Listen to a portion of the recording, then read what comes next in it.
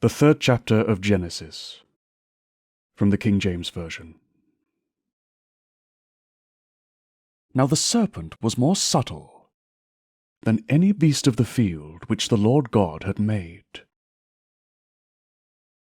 And he said unto the woman, Yea, hath God said, Ye shall not eat of every tree of the garden?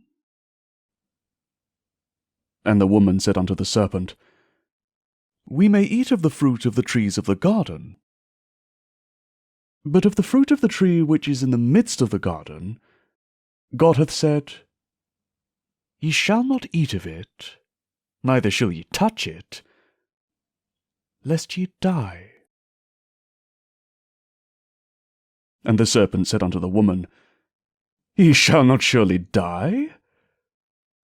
For God doth know that in the day ye eat thereof, then your eyes shall be opened, and ye shall be as gods, knowing good and evil. And when the woman saw that the tree was good for food, and that it was pleasant to the eyes, and a tree to be desired to make one wise, she took of the fruit thereof, and did eat, and gave also unto her husband with her, and he did eat. And the eyes of them both were opened, and they knew that they were naked. And they sewed fig leaves together, and made themselves aprons.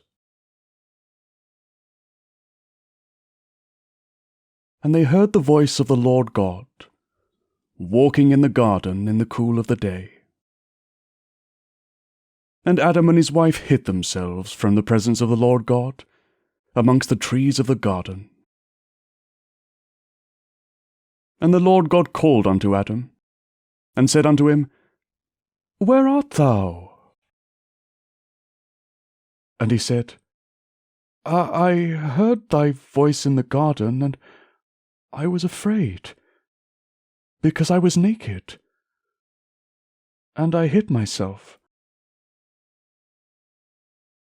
And he said, Who told thee that thou wast naked? Hast thou eaten of the tree, whereof I commanded thee, that thou shouldst not eat? And the man said, The woman whom thou gavest to be with me, she gave me of the tree, and I did eat. And the Lord God said unto the woman, What is this that thou hast done? And the woman said, The serpent beguiled me, and I did eat. And the Lord God said unto the serpent, Because thou hast done this, thou art cursed above all cattle, and above every beast of the field. Upon thy belly shalt thou go, and dust shalt thou eat all the days of thy life. And I will put enmity between thee and the woman, and between thy seed and her seed. It shall bruise thy head, and thou shalt bruise his heel.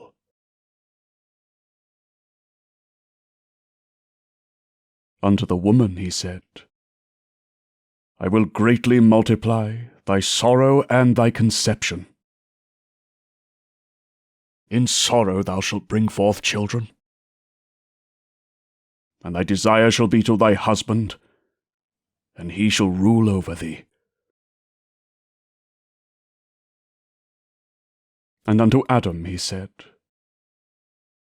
Because thou hast hearkened unto the voice of thy wife, and hast eaten of the tree of which I commanded thee, saying, Thou shalt not eat of it, cursed is the ground for thy sake. In sorrow shalt thou eat of it all the days of thy life. Thorns also and thistles shall it bring forth to thee, and thou shalt eat the herb of the field. In the sweat of thy face shalt thou eat bread, till thou return unto the ground. For out of it wast thou ta'en.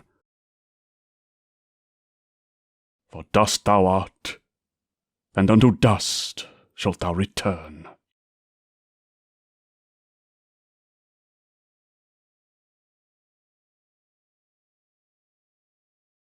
And Adam called his wife's name Eve, because she was the mother of all living.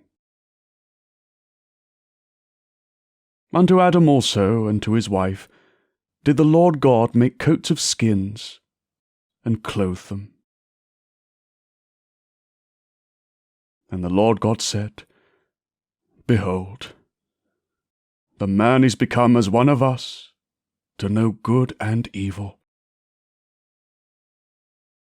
And now, lest he put forth his hand, and take also of the tree of life, and eat, and live forever. Therefore the Lord God sent him forth from the Garden of Eden, to till the ground from whence he was taken. So he drove out the man. And he placed at the east of the Garden of Eden cherubims, and a flaming sword which turned every way, to keep the way of the tree of life.